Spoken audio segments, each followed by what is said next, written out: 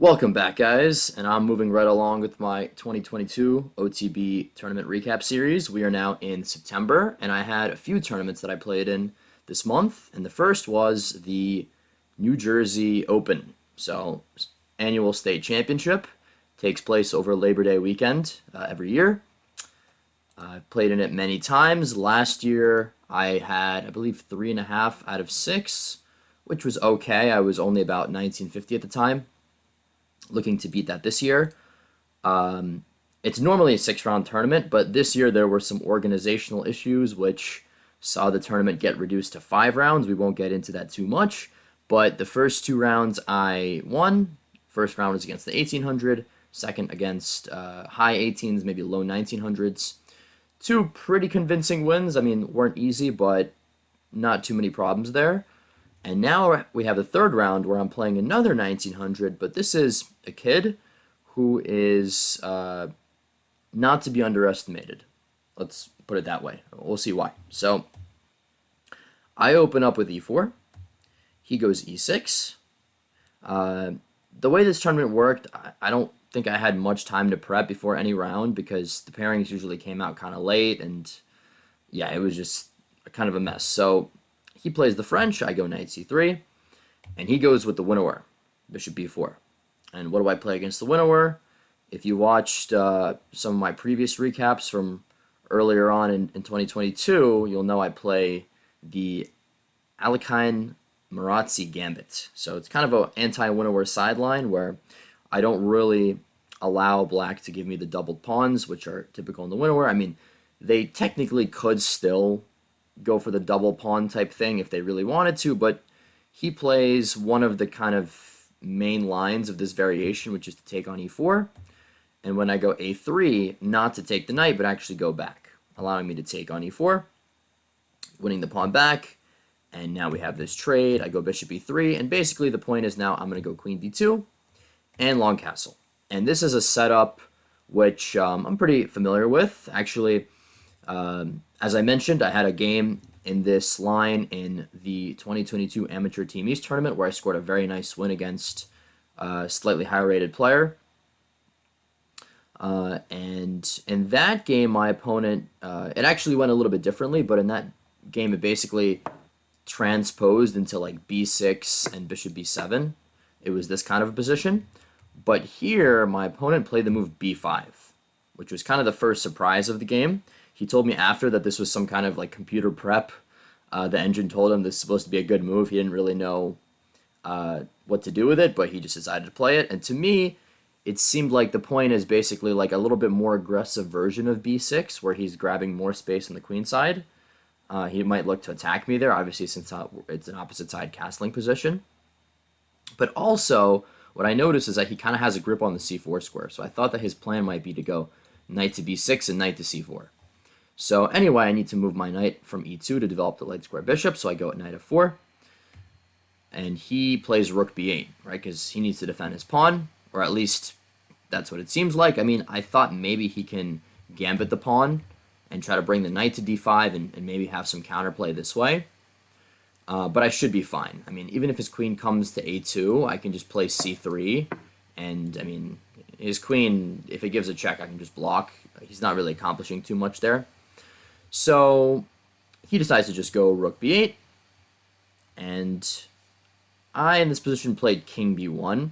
Kind of like a prophylactic move, which maybe wasn't the best. I mean, what I didn't realize at the time, the problem is when your only practice as an opening is just playing it in blitz, then oftentimes you're not really aware of the true strategic plans of it. You just kind of play it on a very surface level. And what I didn't realize is that the main plan I should be aiming for is to play d5, where if he plays e5 here, I can even just go back with the knight and try to circle around. So he kind of has to take or play knight b6, and then I'm able to take and kind of damage his structure. And this position would be pretty pleasant for me because now he has kind of the weak pawn on e6, pawn on b5 is kind of weak, and yeah, just a pleasant kind of queenless position. But I didn't do that. I played king b1 because my plan was to go for a setup where I bring the bishop to d3, and I just aim for kind of an attack towards the king side. he goes bishop to b7, and if I really wanted like to go for an attack and have it be efficient, I really should have looked at the move h4. The computer really likes this idea, and I mean, as we know, the computer in general, engines these days are fans of pushing the h-pawn, but here it makes sense because I'm kind of looking to push the pawn, maybe probe his king side, create some weaknesses. Also, there's an idea of rook h3, rook g3, which could really add some fire to the attack. D5 was again on the cards actually, and this is a move I looked at, and I calculated it actually pretty deeply. There was an interesting line I looked at which goes like this. If he takes, I can actually take the pawn, because after bishop takes, I have this move bishop takes h7 with the discovered attack, and I pick up the bishop. And here he has to be really careful actually, because let's say he plays knight e5, right, trying to just trade queens. That loses because I have queen e4 check, and his queen is dropping. And if he goes back with the king, this is what I looked at, then I could just pick the knight back up, and this is a nice position for me. I'm up a pawn, and I have an active rook on the 7th rank.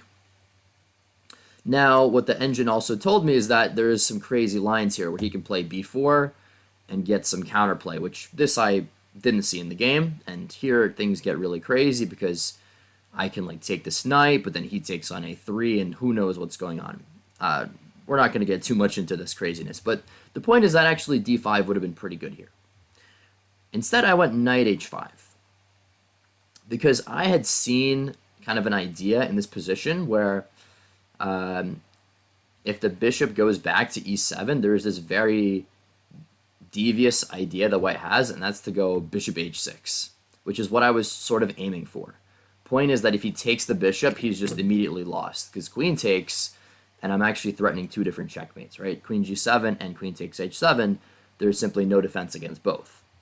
But what I began to realize as I was also calculating is that what if he just goes g6, lets me take the rook, and then just takes the bishop back? I have to move the knight because it's hanging. And I actually kind of realized in the game, like, he might have some decent compensation here, and the engine confirms it. It says after c5 that, like, black is pretty much equal, despite being down in exchange, because the bishop is going to come to g7. I have to watch out for an attack coming my way from the queen side. So it's not so clear that bishop h6 would have been good, but he kind of panicked at this point when he saw the bishop get attacked. Maybe he saw the bishop h6 idea, and he decided to play e5, which is a pretty serious mistake because I guess his logic was like, I'm getting attacked on the king side, let me try to open the center. But the problem is when he opens the center, that also just works in my favor because I took his bishop first. And I mean, if he takes the knight, the pawn just falls, so he has to take with the queen. But now when I take and he takes the knight, also one thing he might have missed is that I have this very nice move bishop to d4, which pins his knight, and he has now a very uncomfortable position where I'm threatening to play f4 simply, which would win the knight. And if he decides to move the queen, I mean, he's still going to walk into certain things like rook e1. So he actually, to his credit, found a nice move here. He played the move c5, basically aiming to give up a pawn, but if I take, then I'm no longer able to keep the pin, and he can then just move the rook away, and actually now he pins my bishop on d3, and here he can definitely get compensation. Actually, he can even take on, or at least I saw that he could take on g2. I missed during the game that I have queen g3 at the end, which actually forks the rook and the bishop. But even if he doesn't take, he can even just play queen g5, and pretty much he's equalized at this point, because I mean, he's going to win the pawn back, but even if he couldn't, opposite color bishops with just one extra pawn, not much of an advantage. But what I did in the game is I correctly did not take the pawn. I moved the bishop back because I understood that keeping the pin is more important. And he now plays b4 because, again, he's willing to give up a pawn if it means relieving some pressure before I can attack him. But I take, and instead of taking on b4, which again allows him to go rook d8, I put the bishop back on d4. And now he's like, all right, I need to get the queen off the pin, so he goes queen d6. And this right here is basically the critical position of the game. If you want, feel free to pause, because this is the moment where I really had to stop and calculate and try to come up with a good move. I mean, I know that I have a good position. Obviously, two bishops, both kind of aiming towards the king side. Knights obviously only defended once, but I'll leave it to you. What do you think that I should play here? So I had a few moves in mind here. One move was queen f4, where I'm obviously attacking the knight. Knight is now pinned this way. But I saw that he can just play f6, and I wasn't really sure where to go from here. I mean, I can play queen h4 now, and now attack h7, but maybe he can play g6. Matter of fact, he can even just take my bishop. So that's not great. I mean, queen g5, kind of same thing. He plays f6. So I ended up, after some thought, not too long, I think I spent about 6 minutes, I played the move queen e3. And as soon as I played that move, I realized that this move is just terrible. I didn't actually pin him, so he can just take my bishop. Like, I just totally had a brain malfunction there, and now my advantage is pretty much gone. Now, let's back up. What should I actually have played? What was the best move in this position? I had the feeling there has to be something. But the move that actually I should have played totally escaped my vision, and that is the move bishop a7. So, well done if you found it.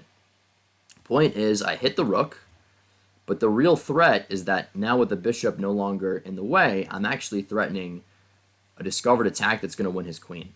So, if he moves the rook to defend the queen, I can still take because I have two attackers. And I'm just going to come out up the exchange. Okay, he can take on g2, but this position should just be winning for me. I mean, up the exchange. Going to take a little bit of technique to convert, but should be doable. Now, he can also, on bishop a7, take on d3, which might be a tad better, but still I take the rook, and then I take the knight, and I'm up the exchange just in a different version with the queen still on the board. Again, should be winning, or at least, you know, a position where I'm playing for two results. But I completely missed this idea. Just totally overlooked it, played a terrible move, and now I'm not even better because my bishop is gone and so is my attack. And he now plays rook e8. And here is where I needed to kind of stop and psychologically readjust my sort of mindset and realize that I'm no longer better and I need to be careful. In my mind, I'm like, okay, I messed up a little bit, but I still have a bishop aimed towards g7, whatever, I'm still going to attack him somehow. So I went back queen d2. Another mistake. If I had actually stopped for more than a minute and thought about it, I might have realized that I actually have a very nice move here. I could play the move bishop takes g7. Very cool move. Point is that, yes, my queen is hanging, but so is his. And, okay, he can actually, he can't take the pawn on g2 because I have rook g1, which would pin and win the bishop. He can create counterplay by threatening to take the pawn on c2, and I can't really save it because he would have like b3 coming. But this position is still playable. Like, it's maybe around equal, but I'm certainly not worse. And he can move the queen out of the way, but then I can move the bishop back, and again, I'm fine. Instead, I play queen d2, just completely overlooking this move. And this is very unpleasant now because the bishop suddenly got very active. My rook is under attack. And when I move it to attack g7, he just drops back. And I'm beginning to realize that I'm not the one who's about to attack. I'm the one who's going to get attacked because his bishop is now perfectly positioned to block my threats while attacking this way. And this c2 pawn is super vulnerable. Matter of fact, if I give him a move, like let's say I try to go h4, he goes b3, and this pawn is falling. I mean, he's going to take with the pawn or with the bishop, and I have huge problems because the king is not going to be remotely safe. So I have to play b3 myself, but he now has a very straightforward plan. He's just going to attack the pawn on c2. I have to defend it, and yeah, at this point I knew like my position is hanging on by a thread. I'm about to be lost here because c2 is under big pressure. Now the bishop is under attack. I have to defend it. He attacks the rook. I drop back. It might have already been worth it for me to even sack the exchange and just to get rid of the bishop, but even then, I mean, my position is just crumbling very quickly. Instead, I played rook g4, but now, yeah, he finds queen d5, and now rook g4 doesn't work because what was the reason he has? Oh, he has queen takes b3. That's right. Yeah, because the rook has to defend too many things at once, and I can't take because there's a pin. That's it. So I played rook e3, basically trying to set up one last trick here. If he were to take my bishop, I wouldn't take his queen. I would actually throw in this check, deflecting his rook from the defense of the queen, and then I could take. And even here, I'm not even winning. It's probably about equal because he still has a rook and a bishop for a queen, but at least I should be able to survive this. But he just plays f6, cold-blooded, and now there's no back rank threats. I have nothing. I played rook d1, and he just takes on c2, and then hits me with a check, and like, there's just no room for me to even play for tricks because I'm so vulnerable. Everything is falling apart. He now takes on f2 with check, and then he takes on d4. And yeah, in this position, I resigned because, yeah, everything just fell apart. After I missed that tactic, and after I missed bishop e4, more importantly, it was just so downhill. Like, I've never, as far as I can recall, played a game where I went from, like, better / winning to losing in, like, 2 moves like that where I didn't even make any, like, very clear blunders. Like, it wasn't like I dropped a piece or missed checkmate. I just missed the tactic, then played kind of one sloppy move, and it's just game over. Like, just like that. So, yeah, this was kind of a tough loss, which put me on 2 out of 3. Let's see if I can bounce back in the last 2 rounds. So, next round, obviously looking to bounce back. I am now up against another 1900, another teenager, actually. He goes d4, I go d6, he goes c4, and he plays into my stuff where I go e5. And yeah, this is the line which I like to play, as you might know if you've seen my past recaps. Couple of ways white can go here, none of which are very pleasant for them, especially if they're not prepared. He chooses to go d5, and I used to always play f5 in these positions. Like, I had 2 games of the World Open last year, both of which I played f5 with poor results, although I was playing higher rated players. But ever since, or I guess more recently, I've discovered that there's a little bit better, or at least kind of strategically superior way to play this line. Instead of f5, I go bishop e7. And the point is actually to try to trade dark square bishops, because the bishop on f8 is kind of the bad bishop. So instead of fianchettoing it, as you would do in the King's Indian, I go bishop g5. And if I can get white to take, I already traded off my worst piece, so strategically, I'm basically equalizing already. He thinks for a bit here, and he doesn't allow that. He plays knight to d2. Just a little bit peculiar move, but, I mean, it makes sense that he doesn't want to trade. He wants to just develop. And I have basically like a King's Indian structure where I bring the knight to c5, and I bring this knight to e7. And, I mean, at this point, I'm pretty comfortable, like normal stuff. And then out of nowhere, he hits me with the move h4. It was like, whoa, this kid means business. Point of his move is that he's driving the bishop back. I actually considered taking and then going with this sacrifice where I give up the bishop for 2 pawns, but it just didn't seem worth it. So I just dropped the bishop back to h6. And he goes knight f5. So I'm like, wow, okay, this kid's not holding back. Obviously, I have to take the knight, right, because I can't let him take the bishop. But now we have this interesting situation where if I give him time, he's going to start to throw the kingside pawns at me. So I knew I had to act quickly, and that's when I play the move e4.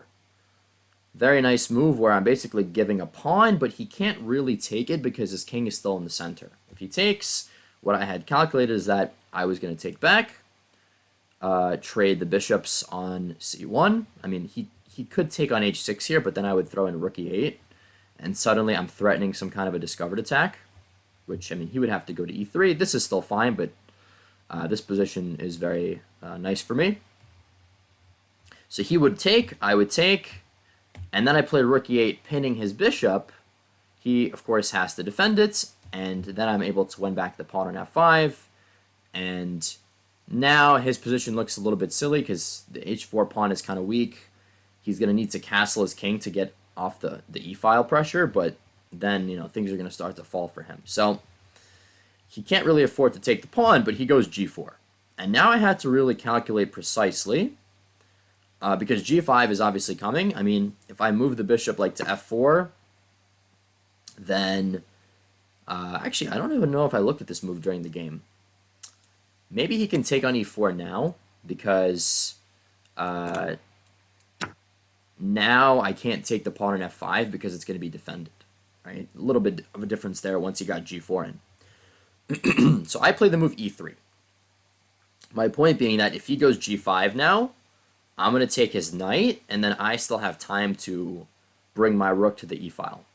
Now, it turns out there was a move here he could have played, which I guess both of us kind of overlooked. At least I didn't really even consider this move at all during the game, and that's, what if he plays knight f3? I mean, I guess I thought I just take on f2, and he can't castle now, and like I can trade bishops, and as long as I'm not getting my bishop trapped, like it seems like I'm fine, but am I really? Because the pawns are still scary. Like, this is a hard position to evaluate, because on one hand, like, white's king is a little bit exposed, but on the other hand, my pieces aren't that active, so I can't get at him that easily, and he could maybe create an attack here. Like, against a low-rated player, I'll take this position because, I would rather them try to attack me because I know that they could go wrong and I could create some counter chances, but against someone of my level or higher, like, would I be confident here? I don't know. This is a very tricky position. He instead, and actually I should mention that what the engine at least says would have been better would have been to play rook e8 and then go with this check. But again, this is very difficult to evaluate because it wants me to basically sack the bishop and then go for active counterplay with the queen. Anyway, I played e3, he played g5, kind of as expected. I take on d2. He takes back. So temporarily he's down a piece, but my bishop is trapped, right? So I can't really save it. But I go check. And here's another moment where he kind of misplayed, at least in the eyes of the almighty computer. He could have played the move bishop e3. I saw this, but I thought now I can actually give up the bishop on g5 and then take with the queen since his bishop is pinned. Apparently, though, what I didn't realize is that he can then just bring his queen to f3 and long castle, and he has like some dynamic compensation here. I'm up a pawn, but he has the open h-file. He can maybe bring the rook to g1, and I have to be super careful because all of his pieces are kind of going towards the king side. My bishop can't really develop because of the pawn on f5. So this is actually, again, kind of concerning here. Like, I have to now defend very carefully. Fortunately for me, he didn't see that. He played king f1. Now I centralize my knight. He, of course, takes on h6. And again, actually, he should have, it turns out, taken the knight and then played queen f3. And only then taken the bishop, because now with his queen being more active, like, he has some ideas like queen g3 and forced me to play g6, but the dark squares are always weak, so he has, room for counterplay. But he just took the bishop, and now I take on f5, and it becomes pretty clear now that although this pawn looks a little bit annoying, right, like he could take on g7, I am actually the one in the driver's seat here because of the simple fact that his king is just not safe. Like, if he took on g7, I was just going to bring the queen to f6, and I already have some very devious threats. I mean, my main threat is to move this bishop to h3 with check, and then checkmate him on f2. And if he played bishop e3, I saw this little idea where I can go check. And he can't take my knight because then I have bishop takes c2 with a discovered attack against his king, or discovered check, I should say, and I win his queen. And then if he goes king g2, I can just take the rook. So already some very nasty stuff he has to watch out for. He decided to play bishop g5, trying to get me to take his bishop because then he can take mine. And then I have to move the knight, and it's a little bit unpleasant for me, but I simply move my queen out of the way. I'm like, I don't need to take. And I thought that maybe he would go queen d4, but I always have f6 just to block his attack. He ended up taking on e4, because I guess he was too threatened by the knight. I took back with the rook now because I realized that I can simply double up rooks and my pieces are just a lot more active than his at this point. He plays queen b3, trying to maybe develop the queen, attack the b7 pawn, maybe bring it to c3 to put pressure against g7, but look at my lead in development here. I don't care if he takes on b7 because my rooks are about to infiltrate his position, and his king, again, is not looking too safe. And actually, he can't even afford to take on b7 because then I have this check, and he has to take because king g1, I simply have mate coming, right? Mate on g2. And I mean, here I still have checkmate, matter of fact. So he has to go queen c3. That's what he played in the game. He attacks g7, but again, I just go f6, and I'm not scared of him sacking because I can even just take and move the king and then cover with the queen. I calculated all this, that my king is pretty much safe. I guess I can even just block with the bishop here. That might just be, although then he has h5, so yeah, I think just king f8, and my king ends up running away. So he went back to e3, and now I knew that I have like a very serious potential for the initiative, and I managed to find a nice way forward. I threw a check in on h3. He kind of has to move his king now to the e-file because if he goes to g1, queen comes in. But after king e1, guess what? The queen comes in anyway. And he's in trouble because my queen is about to infiltrate, and with his king being in the center, the rooks are not connected. He has a lot of problems. I mean, this game is a pretty good advertisement for why you should castle. He plays queen d3. What I calculate is that if he goes king d2, I have a very nice sacrifice. I can actually take the bishop, and then I have check. And if he moves the king to the first rank, then the rook on h1 falls because his rooks will no longer be connected. And if he goes to d3, then he quite simply gets mated in the center of the board. So he plays queen d3 so that on queen g2 he can move his, or at least I thought he was going to move his king here, but actually again I have this sacrifice because now there's a pin along the second rank. So at this point he realized he has to sacrifice. He gave up the exchange and then played king d2. And now I just played a patient move g6 because I don't want to allow him to take on g7 and even have like room for counterplay. So I go g6, he goes rook g1. And I played queen h2. I actually missed like a very simple win here that I totally forgot that I once again can just take on e3. Because if pawn takes, now his king is wide open. I have this check. I pick up the rook. Only thing I would have to watch out for is that if I take, he has this kind of desperate sacrifice. But I can just put my king on h8. Or I can even, yeah, I have to put the king on h8 actually. The funny thing is that if I go to f7, I actually lose. Because he has this sudden sacrifice, and actually I get mated. So that would be a pretty tragic way to lose, up 2 rooks. But I just put the king on h8, and then I take the rook. And yeah, here he loses because, you know, I mean, he's threatening mate, but his own king is getting mated first. So I missed that kind of simple move. I played queen h2 first, but in this position, I realized that I can still play rook takes e3. It's not quite as clean, but I am up material, and I can basically just simplify down into a king and pawn endgame where just being up 1 pawn plus his h-pawns are doubled is enough for me to win the game. I mean, quite simply. So I had to be a little bit careful, but I saw that my king gets to g6, or I mean, I could have brought it to g6. I decided to take on h4 first. And now, again, I could have taken the pawn on h6. I did not even allow him any counterplay. I mean, this is still winning for me because my h-pawn will promote far earlier than he can do anything with his king. But I decided just to keep everything under control because eventually he's going to run out of moves. And at that point, my king is going to come in. And he played it out a little bit more, but he resigned on the 50th move once I took a couple of his pawns. And, I mean, he can't do anything. He can't bring his king in. I'm going to eventually start pushing the d pawn. I could even bring my king, take the b5 pawn. It's just a completely winning endgame for me. So, yeah, that was a pretty nice win. And I did actually win the last game as well, which means I finished on 4 points out of 5. And because the tournament was only 5 rounds, there actually ended up being a lot of people tied on 4 out of 5. The first place was won by a Grandmaster who finished with 4.5. But there were a lot of us. I don't remember how many people actually. I will put the standings so you can see, but there were like more than 5, more than 6 people on 4 out of 5. So there was a big kind of split for second place, but I was one of them. So overall, a decent result, even though I only played lower rated players. I mean, I played like, I guess, 2 1800s and 3 1900s.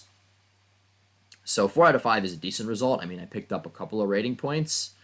But, I mean, I guess the most important thing is had some interesting games. I hope you enjoyed them. And stay tuned for a couple more interesting tournaments from the same month coming soon.